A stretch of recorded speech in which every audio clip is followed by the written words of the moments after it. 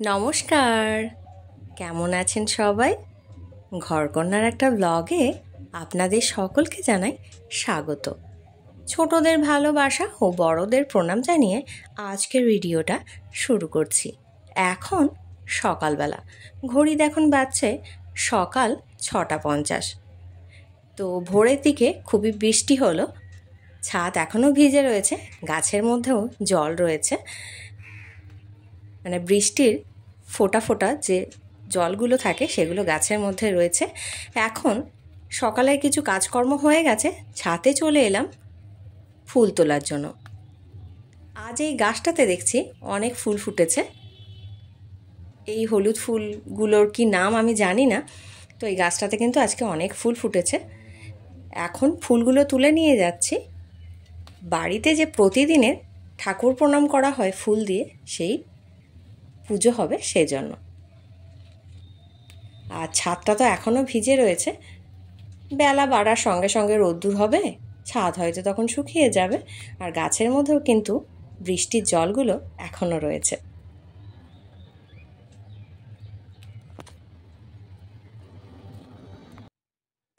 যে ফুলগুলো ফোটে ছাদের মধ্যে, এই দিয়েই কিন্তু প্রতিদিনের পুজোগুলো, মানে প্রণাম, প্রতিদিনের পুজোর জন্য যে ফুল লাগে এতেই তা হয়ে যায়। আরও ফুল গাছ রয়েছে, আমি তো এই ছাদের ফুলগুলো তুলে নিয়েছি।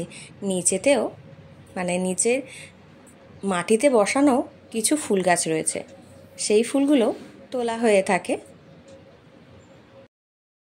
এখন চলে এলাম সবজি কাটার জন্য। আলুগুলোকে প্রথমে কেটে জলের মধ্যে ভিজিয়ে দিলাম। আর এই যে এখানে সবজিগুলো রাখা রয়েছে, এই সবজিগুলো থেকে নিয়ে নেব আজকের কি রান্না হবে সেগুলো। শাশুড়ি মার কাছ থেকে তো আগেই জেনে নিয়েছি, সেই মতো আলুগুলো কেটে জলে ভিজিয়ে দিলাম। আর এখন সবজিগুলো কেটে নেব। আর এখানে রয়েছে মোচার ভিতরের অংশটা আমি বাদ দিয়ে এই পিঠের মধ্যে রেখে দিয়েছি। আর এই মোচার ভিতরের অংশটা যেগুলো বাদ দেওয়া হয় না, এগুলো আমি আগের দিনই করে রেখে দিই। তার কারণ সকালবেলা তো অনেকটাই সময় লেগে যায় মোচা কাটতে। আমরা যারা মোচা কাটি তারা কিন্তু সকলেই জানি যে কতটা সময় লাগে। তো একা হাতে করতে হয়, তো অনেকটাই সময় লেগে যায়। সেই কারণে মোচাটা আমি ভিতরের যে অংশগুলো বাদ দিতে হয় সেগুলো কিছুটা অংশ আমি এইভাবে রেডি করে রেখে দিই। পরে সময় মতো কেটে জলের মধ্যে ভিজিয়ে দেওয়া হবে। আর এখানে আলুগুলো জলের মধ্যে রাখা ছিল, এখন জল থেকে তুলে ধুয়ে এই পেটের মধ্যে রেখে দিয়েছি। এখানে ছোট বড় বিভিন্ন সাইজের আলু রয়েছে, যেরকম যেরকম পদ রান্না হবে সেরকম অনুযায়ী আলু কেটে এখানে জল দিয়ে ধুয়ে পেটের মধ্যে জল ঝরাতে আমি দিয়ে দিলাম। এখানে কিছু ছোট সাইজের আলু রয়েছে, কিছু বড় সাইজের আলু রয়েছে। তো এই গেল আমার সবজি কাটার পর্ব। শাশুড়ি মা এখন রান্না শুরু করে দেবেন। সকালের অনেক কিছু কাজ হয়ে গেছে। জল খাবারের মুড়ি খাওয়ার ছিল, মুড়ি খাওয়া হয়ে গেছে। তো সকালের অলমোস্ট কাজকর্ম সমস্ত কিছুই কমপ্লিট হয়ে গেছে। এখন ছাদে চলে এলাম।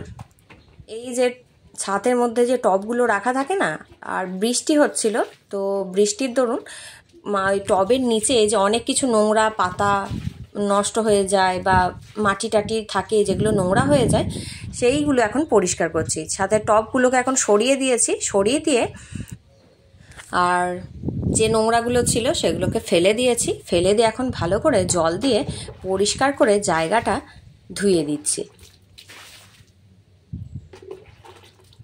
আর এটা করতে তো বেশ সময়ই লাগে, তো আজকে ভাবলাম হাতে সময় রয়েছে, তো স্নানের আগে এই কাজগুলো আমি সাধারণত করে থাকি। তো করব ভাবছি অনেক দিনই, কিন্তু পরিষ্কার করা হচ্ছে না, সময় এটা ঠিকঠাক ম্যানেজ করে উঠতে পারছিলাম না। এবার এটা তো সময় সাপেক্ষ ব্যাপার, এক্সট্রা কাজ মানে একটু সময় বার করে নিতে হবে। তো আজকে সময় পেয়েছি, এটা পরিষ্কার করে নিলাম। একেবারে এখন চলে এলাম বিকালবেলা, মানে ঘড়িতে এখন বাজছে 5:10। তো বাজার থেকে কিনে নিয়ে আসা এই যে এখানে কিছু ফল রয়েছে, আপেল।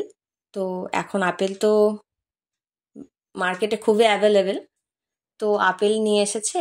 আর একটা নিয়ে এসেছে এই যে এই ফলটা, এটা হচ্ছে ড্রাগন ফল। এটা আমরা সকলেই জানি। দুই রকমের, মানে আমার জানা দুই রকমের ড্রাগন ফল হয়। একটা হচ্ছে ভিতরের অংশটা সাদা, আর একটা হয় যেটা পিঙ্ক কালার, মানে রানী কালারের হয় ভিতরটা যেটা। তো সেটা তো মিষ্টি স্বাদের হয়। তো বলেছিলাম এই মিষ্টি স্বাদেরটাই আনার জন্য, তো আজকে এনেছে। তো এখন এটা খাওয়া হবে। ভালো করে ধুয়ে নিলাম, দিয়ে এখন এই ড্রাগন ফলটাকে কাটা হচ্ছে। আমার এই রানী কালার, মানে এই যে ড্রাগন ফলের কালারটা, এটা দেখতে তো সুন্দর লাগে, আর খেতেও মন্দ না, বেশ ভালোই লাগে। আপনাদের কারোর কেমন লাগে আমি জানি না। তো এইভাবে মাঝখান দিয়ে আমি কেটে নিলাম, আর এই দেখেছি এইভাবে ছাড়ালেই কিন্তু বেশ ভালোই ছাড়ানো হয়ে যায়। তো এইভাবে খোসাটাকে আমি হাতে করে ছাড়িয়ে নিচ্ছি। এবার ছুরিটার সাহায্যে পাতলা পাতলা ছোট ছোট করে টুকরো করে নেব।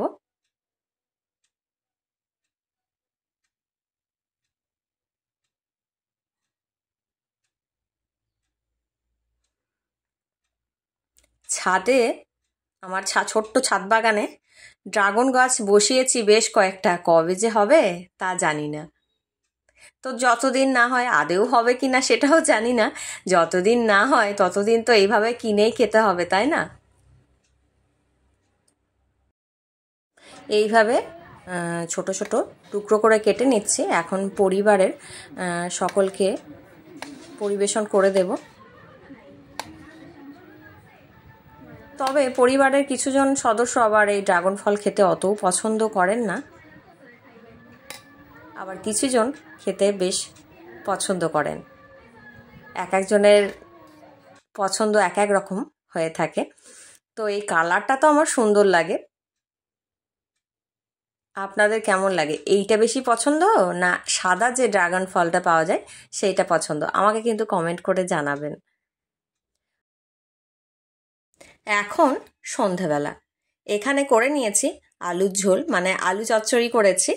কাঁচা লঙ্কা, নুন, পাঁচফোড়ন আর কাঁচা তেল, হলুদ, অল্প একটু সামান্য একটু চিনি দিয়ে একসঙ্গে প্রেশার কুকারের মধ্যে দুটো হুইসেল দিয়ে নিলেই কিন্তু আলুর এই চচ্চড়িটা তৈরি হয়ে যায়। আর এইটা গরম গরম পরিবেশন করে দিই। সন্ধ্যের সময় মুড়ি খাওয়ার জন্য তৈরি করেছি আজকে। আমার পরিবারের বেশ কিছুজন সদস্য কিন্তু এইটা খেতে খুব পছন্দ করে থাকেন। অবশ্য কিছুজন এইটা আবার পছন্দও করেন না সন্ধ্যের সময় এই আলু চচ্চড়ি দিয়ে মুড়ি খেতে। তো যাই হোক, এইটা দিয়ে এখন মুড়ি খাওয়া হচ্ছে। তারপরে তৈরি করে নেব চা। মুড়ি টুড়ি খাওয়া কমপ্লিট হয়ে গেছে, এখন চলে এসেছি রান্নাঘরে। এখন তৈরি করে নিচ্ছি দুধ চা। লিকার চা আগেই তৈরি হয়ে গেছে, এখন দুধ চাটা তৈরি করে নিচ্ছি।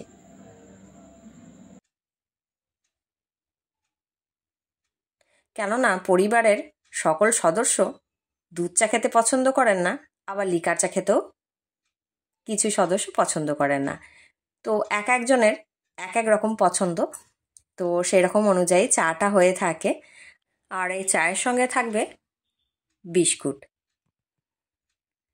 আর এখন একেবারে চলে এসেছি রাত্রিবেলায়। রান্না বান্না হয়ে গেছে, এখন খাবার পরিবেশন করার সময়।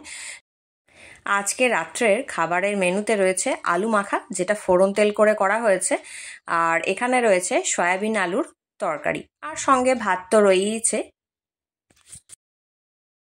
যা প্রচণ্ড গরম চলছে, এখন রাত্রিবেলা একটু স্নান সেরে নিলাম হালকা ফুলকা করে, প্রচণ্ড গরম চলছে। তো আজকের ভিডিওটা আপনাদের কেমন লাগলো কমেন্ট করে কিন্তু জানাবেন, আর ভালো লাগলে অবশ্যই একটা লাইক করে দেবেন, আর সাবস্ক্রাইব করা না থাকলে চ্যানেলটাকে সাবস্ক্রাইব করে আমার পাশে থেকে যাবেন।